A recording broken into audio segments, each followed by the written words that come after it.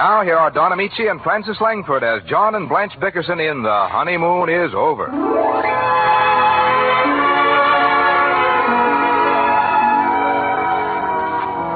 Like most married women, Blanche Bickerson is a romanticist. Having talked poor husband John into taking her on a second honeymoon, 3 o'clock in the morning finds Mrs. Bickerson in the lobby of a small hotel at Niagara Falls.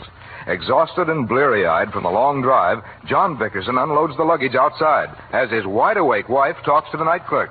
Listen. It doesn't really matter about the room as long as we have a nice view of the falls. Yes, ma'am. I'll bet you don't remember me. No, ma'am. Well, I wouldn't expect you to with all the honeymoon couples you meet. I was here 7 years ago. Is that so? Yes. Well, better luck this time. Oh, we're still married to each other. We're just having a second honeymoon. Do many people do that? No, ma'am. I wonder why. I wouldn't know, ma'am. Are you married? No, ma'am. Arthritis makes me walk like this. Would you please sign the register, ma'am? Oh, I'm sorry. Last time we were here, we had to wait 2 days for a room. We stayed in a motel in Buffalo. Here you are. Thank you. Is that Bickerson? Yes. Did I sign it right? Yes, ma'am. Mrs. John Bickerson and husband. Here's the key, room 318. There's the automatic elevator over there. We don't have any bellboys at night. Oh, that's all right. I'll go out to the car and get my husband. John! Where is he? He's not in the car. I wonder if he took the luggage out of the trunk compartment. Good heavens. The man is positively insane.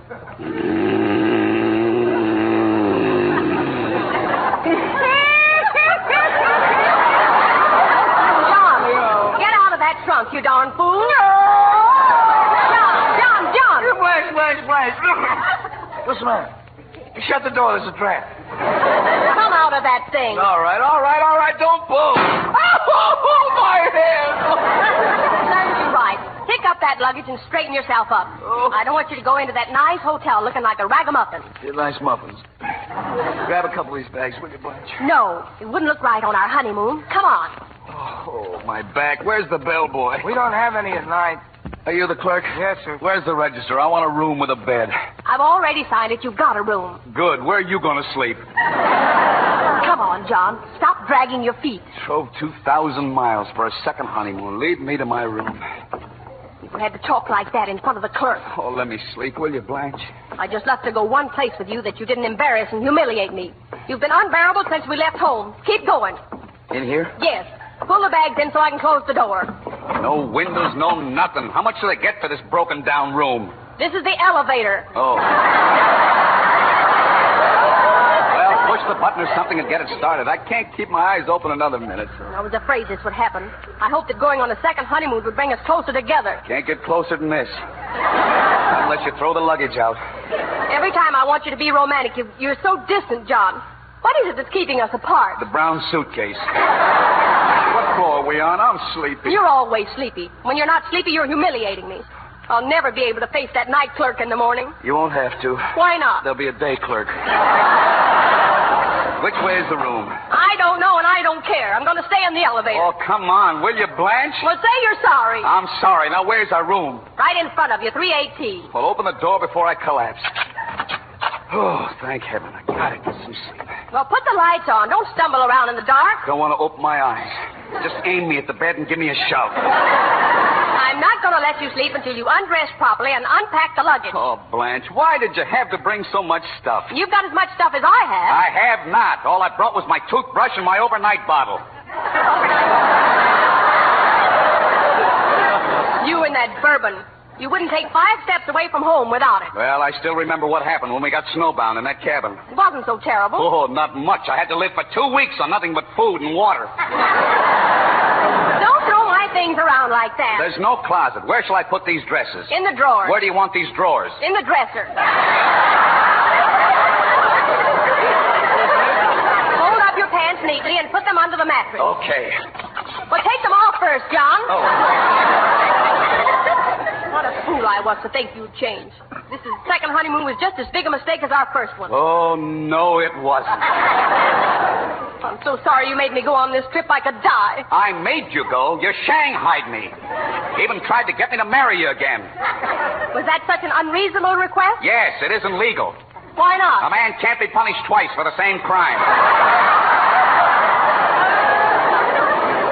Too bad about you. How you shamed me in front of all my friends after I sent the invitations out, too. Well, I wasn't going to have any formal wedding and put out a lot of dough to feed your hungry friends and their squalling brats. There wouldn't have been any brats there at all. How do you know? Because it said plainly on the invitation, Mr. and Mrs. John Bickerson will be married March 9th. No children expected. Put out the lights. I'm never going back to that horrible apartment we live in. I'm going to sit here and stare at the falls forever. Wouldn't hurt you to look at them either. I see him every day on a shredded wheat box. How can you be so cynical? I'm glad I have a little romance in my soul. Just the sight of those falls bring back memories. No. Sit up, John. Look at that cascade. Doesn't it remind you of something? Yeah. What, John? I think I left the water running in the bathtub. John, you didn't. Okay, I didn't. Good night, Blanche. I never should have trusted you to lock up. Now I'm really worried. Did you close all the windows? Close the windows. You didn't leave any lights burning, did you? Did you leave food for the cat? That's enough for a week. What did you leave him? A 6-pound tin of corned beef. Did you empty it into a plate? No. Well, how do you expect the cat to eat it? I left the can opener on top. Stop worrying about that cat. We should have taken all the animals with us. Poor little canary's locked in the cage. The cat can't get out of the house, and who's going to feed the goldfish? I'll bet they're terribly unhappy. Oh, they're not unhappy. They're having a fine vacation. They are not. They are, too. When I left, the cat was fishing. Where? In the goldfish bowl. And he was using the canary for bait. John Bickerson. Oh, go to sleep. Canary and the goldfish are fine, and I wish that cat had dropped dead. Don't talk like that. I love that cat. When I get home, I'm going to enter him in a cat show. What for? He couldn't win anything. Maybe not, but he'd meet an awful nice cat. Sleep, will you, Blanche? I'm not sleepy. Why don't you sit up and talk to me? Blanche, people don't talk at 4 o'clock in the morning. You talked until 5 o'clock on our first honeymoon. Oh. You kept reciting poetry and telling me how beautiful I was. Do you remember what you said, John? No. You told me your love for me was like a raging inferno. You said you had a fierce fire blazing in your breast like a live coal. What happened to it, John? It's only a clinker now.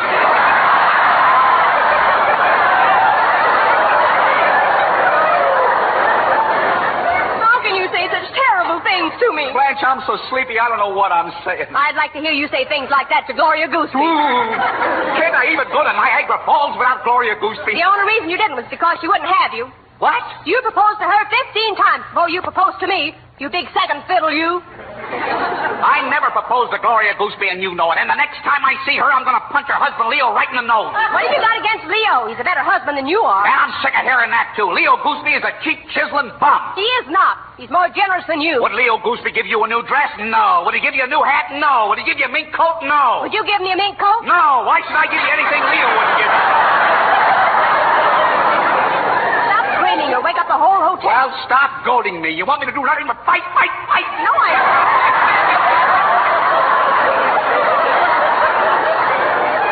All I do is ask for proof that you love me and you go into a tent. Blanche, what more proof do you want? I tell it to you 1,000 times a day. I raise a new crop of freckles to spell out I love you. I painted it on all the Burma shave signs.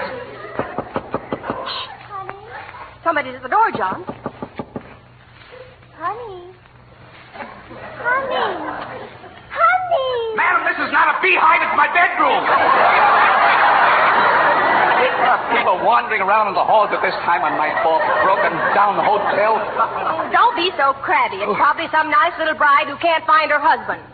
Maybe lost. He isn't lost. He's hiding. Put out the lights, Blanche. I got a vile headache. Well, nobody told you to yell your brains out. Good night. If you just stand here and look at the falls for a few minutes, your headache will go away and you'll sleep fine. Where does all that water come from? I once read that it goes over at the rate of 346,000 gallons a second. John? Yeah. Are the falls higher on the American side or the Canadian side? I don't know. I'll have to find out in the morning. What a majestic spectacle. I'm convinced there's nothing in the world like Niagara Falls. Except you, Blanche. Really, John? Why do you say that? Because you never dry up either.